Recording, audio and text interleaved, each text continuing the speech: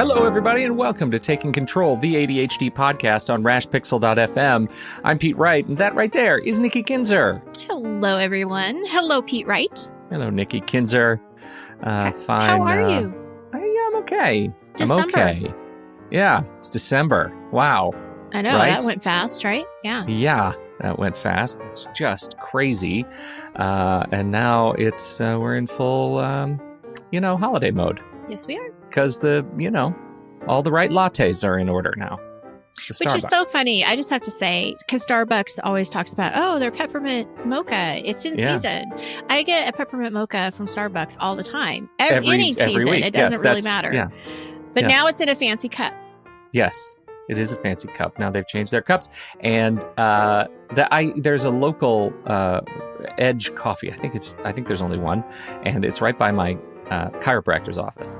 And I go in there and it's just like the day after Thanksgiving and before it's all holiday stuff, and they don't change anything until the next holiday. So like Starbucks, their stuff comes out like now months early. Right. Like there's a huge season for the pumpkin spice latte and for the gingerbread latte, huge season. And they are, at my Edge coffee people, they're adamant about not inflating the holiday season. No holiday music, no nothing, no paint on the windows, nothing until the next season.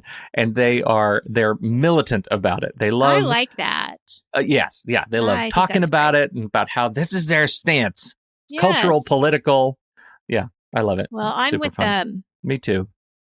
Absolutely. We're talking. Hey, I have a plug. Can I plug something?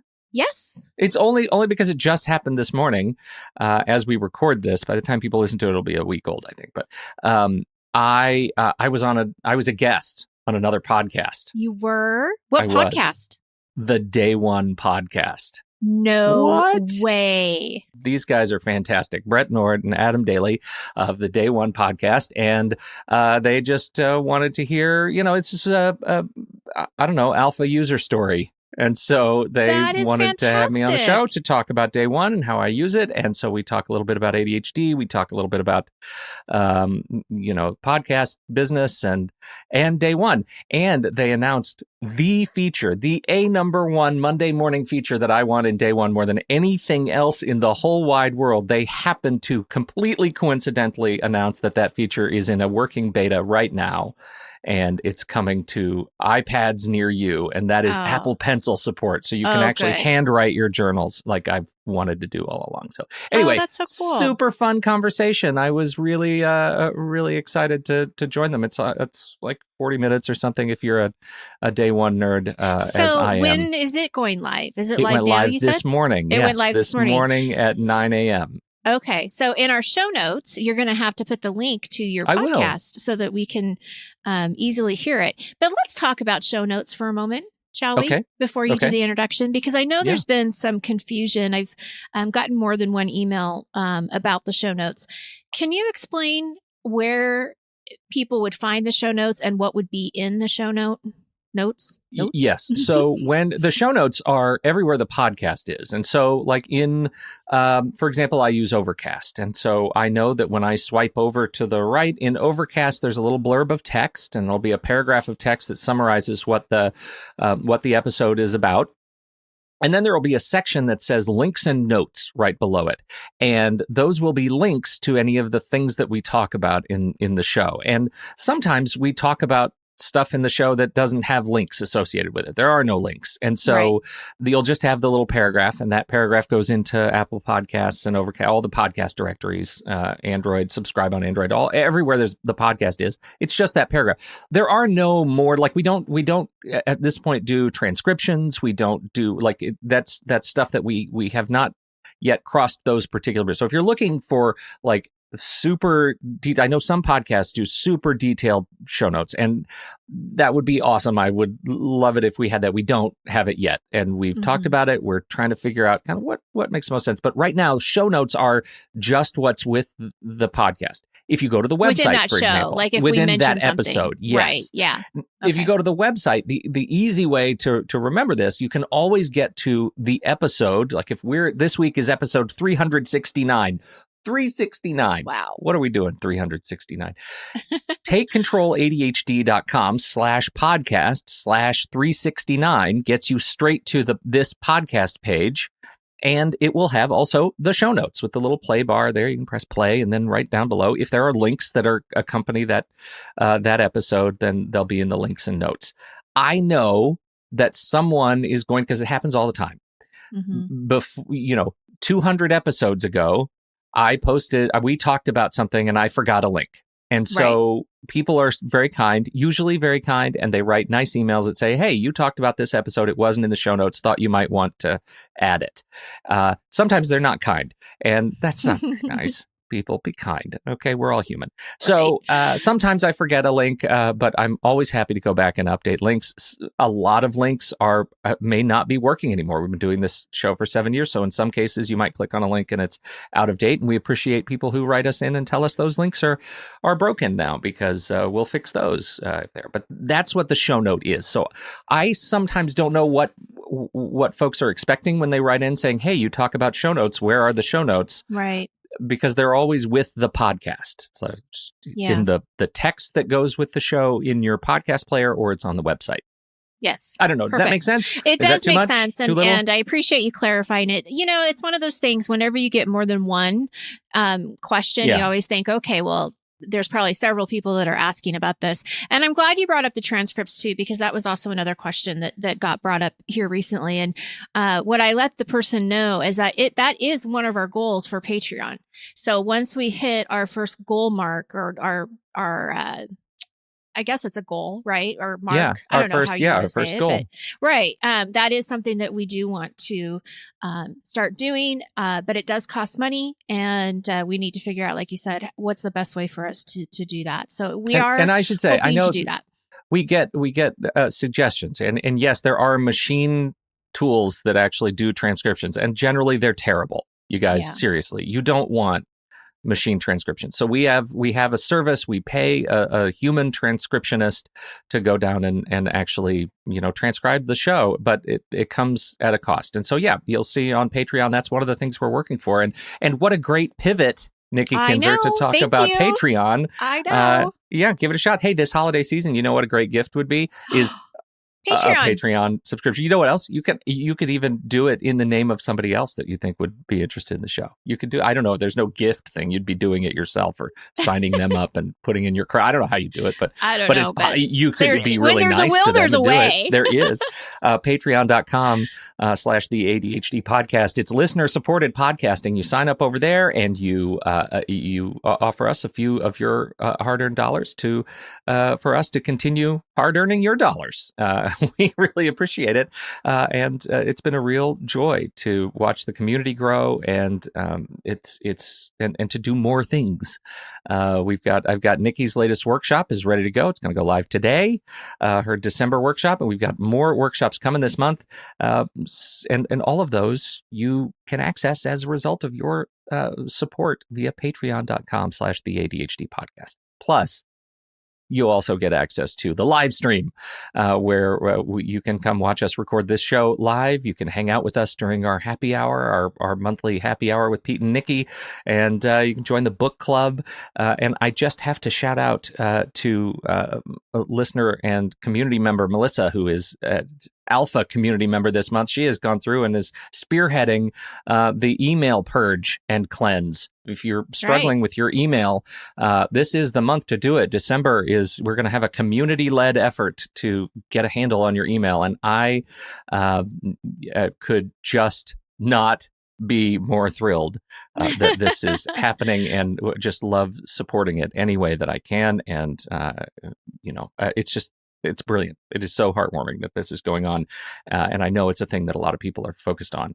So that just happened. Just first post went up on Saturday, I think. And so it's not too late. If you need a handle on your thing, join us in Patreon, join the group, and we'll get you in there, and should be great. Yes. That's it. That's what I've got. So thank you, everybody. And yes. Oh, I was just going to say, I do have something else to add about group coaching. Yeah, because that's the next thing. Group coaching is live. You can register now. Yes, absolutely. There's 3 different groups. There's a Monday option, Tuesday option, and Wednesday option. I'm not going to go over the times because I'll probably screw it up. So please visit the website or the show notes to get the link to the website. The link will be in the show notes. That's right. But we have 3 groups going on, and the deadline to enroll is going to be January 9th, and the groups will begin the week of January 14th. So all that information is in that link and on that website. So yes, and you got to say the first group is women with ADHD. Yes, and that's a fantastic little departure. It's a focused group for women with ADHD. It's Mondays at 12 p.m. Pacific time, 3 p.m. Eastern time. Right. Group 2 and 3 are open to all comers. They're Tuesdays at 4 p.m. and 7 p.m. Eastern time. Group 3 is Wednesdays at 9 a.m. and 12 p.m. Eastern time. So you again, you can see them all on the website, but you can register now and get a seat in the group. Absolutely. That's that. Pretty That's all exciting. The news. All right. It is very exciting. It is. All right. Okay. Let's talk about what we're talking about today. We're talking about working with ADHDers in the workplace. And this is a question from a listener. How did this come about, Nikki Kinzer? Yes. Well, we open up questions from our listeners. We want to know, what do you want to know about? What do you want us to talk about? And this was a question that came up, and I thought it was a really great angle because it's a different kind of question than what we normally get. So I'm going to have you read it because you're such a good reader. I'm on. Okay, here we go. You're on. My question is related to supervising folks with ADHD. I'm a manager and suspect a couple of people I supervise may have ADHD. They haven't disclosed to me, and I am not going to probe, but as a loyal listener, I notice some issues they struggle with that seem consistent with challenges you've named on the show over the years. Any tips for how a manager can support someone struggling with ADHD symptoms? Are there any universally good things to do to help someone with ADHD structure their work or get more support on things like time management, prioritization, difficulty getting started, organization, email management, etc.? That would be especially appropriate or natural for a manager to do. These folks are bright and talented, so it's hard for me to see them encountering barriers over and over again that make their daily work life more stressful on them than I think it should have to be. Cheers. I adore that email, Nikki Kinzer. I know, right? For crying out loud. I wish there were more people in the world like this person. We get so many emails of people who are writing about how crappy their bosses are, and here is one of the good ones. So, number one, to all of our listeners, find this person and send them your resume. Right, exactly. Lesson number 1. Yeah, I know. What an inspiration, right? I mean, it was great to read this. And that's why I really wanted to highlight it on its own, because I think it is definitely a different perspective and different angle than what we usually take. Truly. So, what I do have some ideas. I definitely want your input, Pete, on what you think. I know you've supervised probably several people in your lifetime. Yes. But I'm also hoping that the conversation will kind of help everyone, because it will hopefully give you some ideas on how to support other people who have ADHD, but also how to support yourself when you have ADHD and these kinds of challenges come up for you as, the worker. Mm-hmm. So the first thing I kind of want to break down is she mentioned a lot of different topics, right? So when I look at the email, I'm looking at, structure their work, time management, prioritization, difficulty getting started, organization, email management.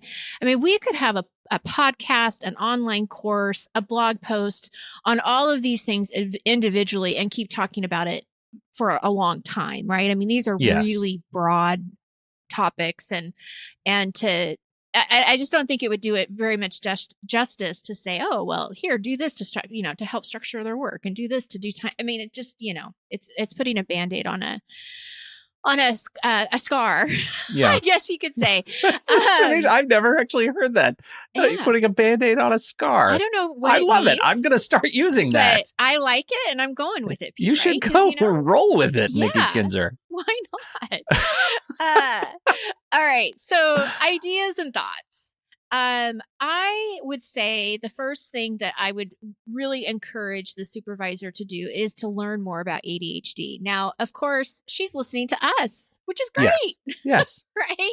I mean, I'm so happy Keep listening to know that. us. Yes. Keep listening to us. Keep educating yourself, because the more she knows about ADHD, then she'll come up with these ideas herself too. I mean, it won't be us, giving her that Band-Aid on that scar. Right. She'll kind of come up with them as she learns about them.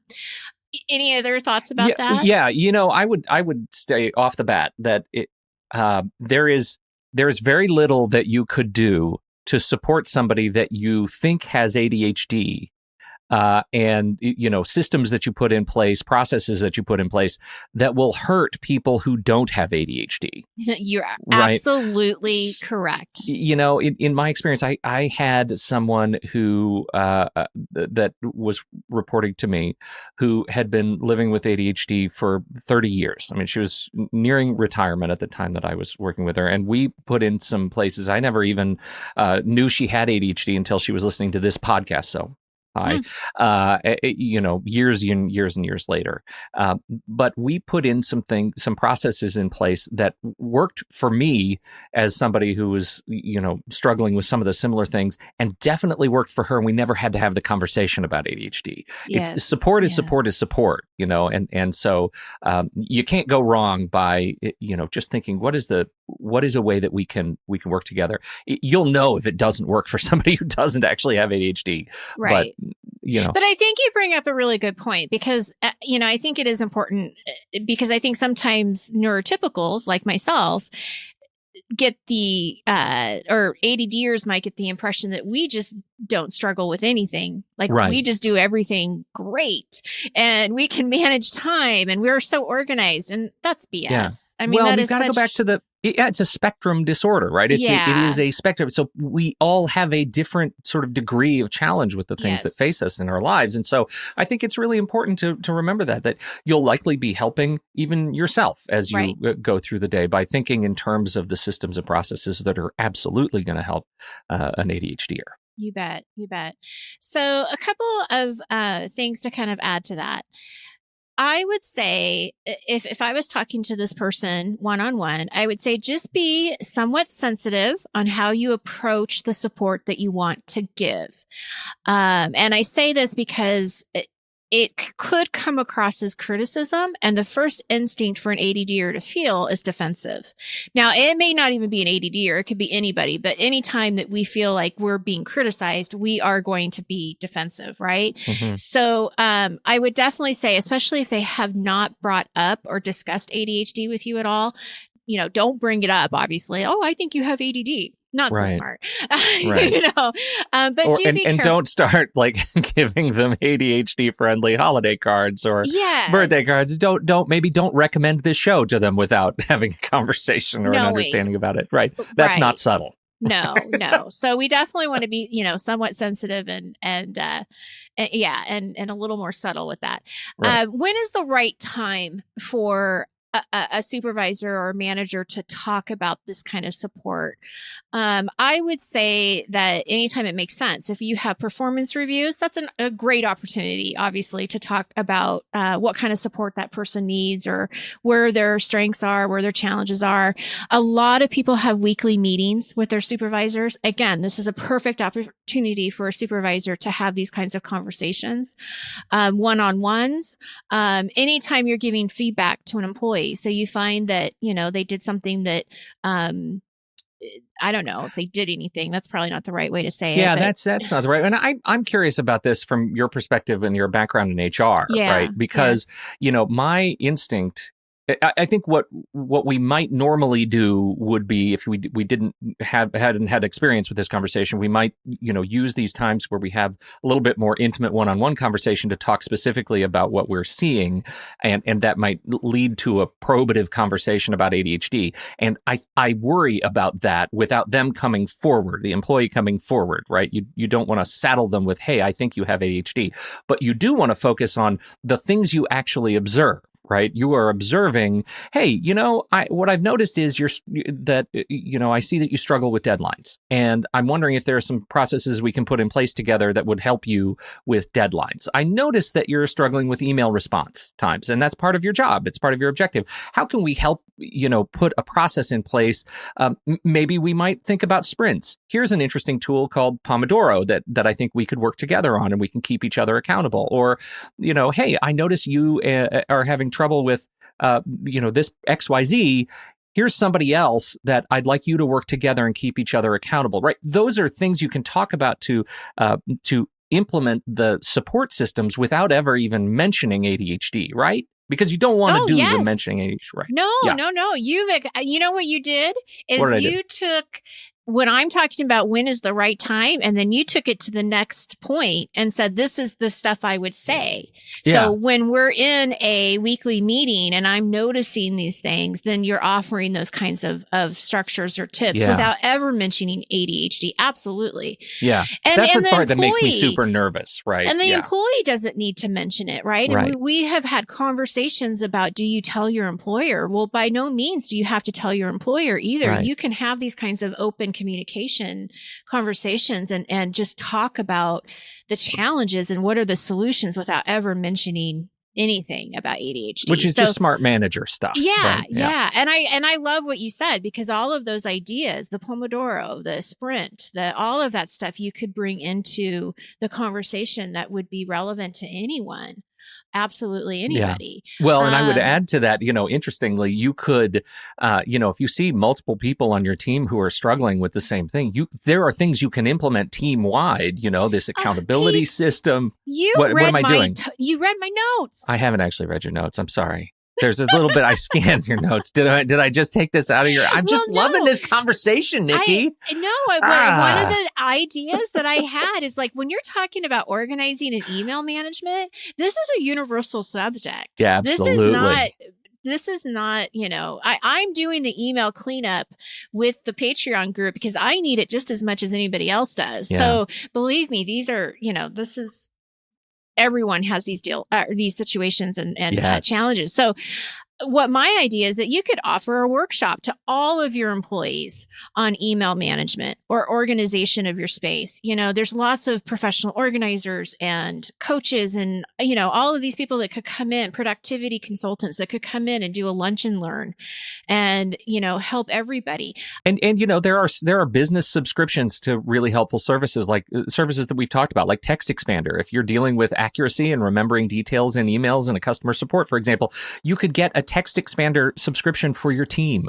Right. If you work with IT to kind of help make that work, or SaneBox, for example, if you're having email troubles, like there are things that you can do that will, again, improve your overall operation and make you the thoughtful leader that you are of the team without ever having to deal specifically with, one person's brand of ADHD.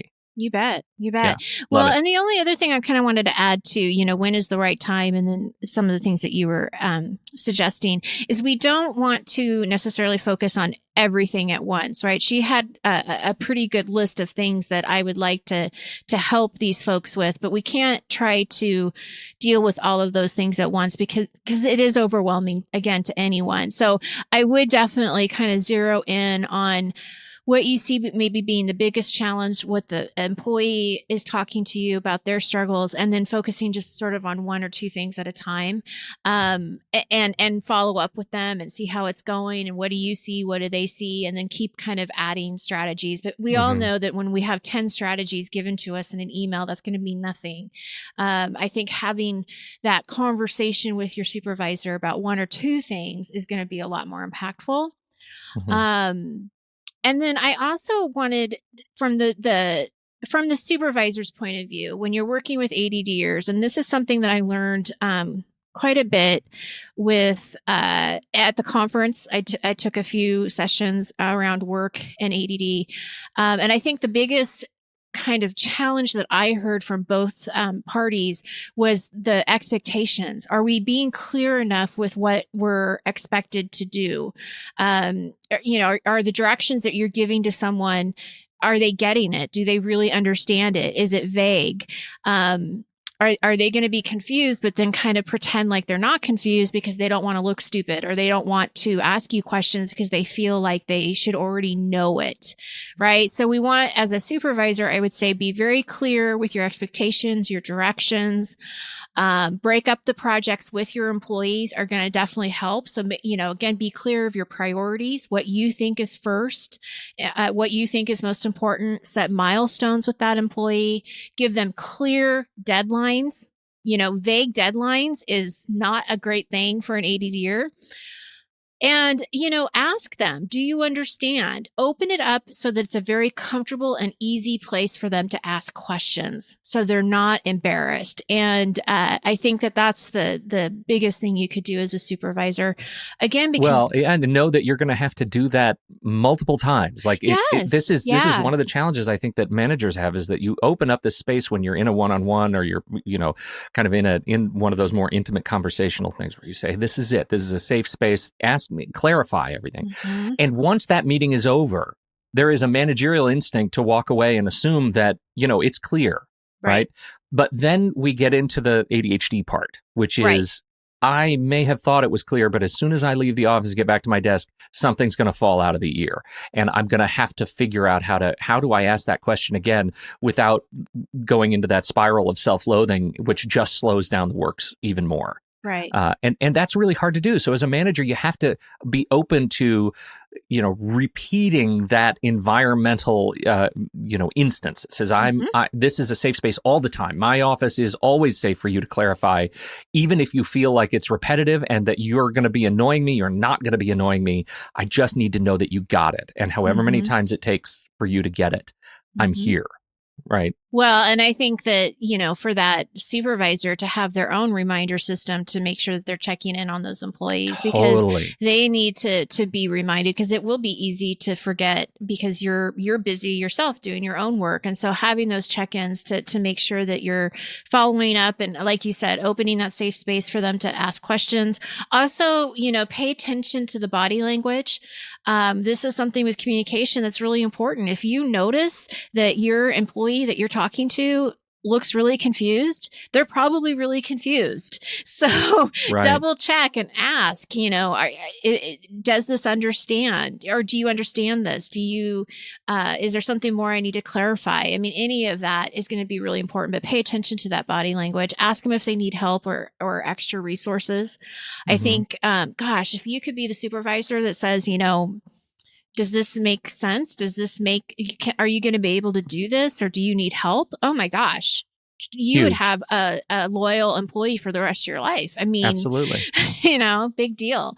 But yes, definitely check in on them periodically. Where are they on their deadlines? All of those things. And if they do open up with you about their ADHD, as a supervisor, ask, what kind of accommodations would be helpful to them? Again, that constant communication and check-ins is going to be important. And I think just transparency, having that open communication and dialogue between the boss and the employee or coworkers or whatever is going to make your work experience great, much better than what it could be. And same with supervisor. I mean, it will just be a happy work environment. Much better. Can I add something to that? This is going to seem like a silly thing that I'm adding here, but I got to say it. You know in your heart of hearts that you have some of your team members who have ADHD, and they finally come to you and they confide in you that they do have ADHD, that they have a diagnosis, they live with it.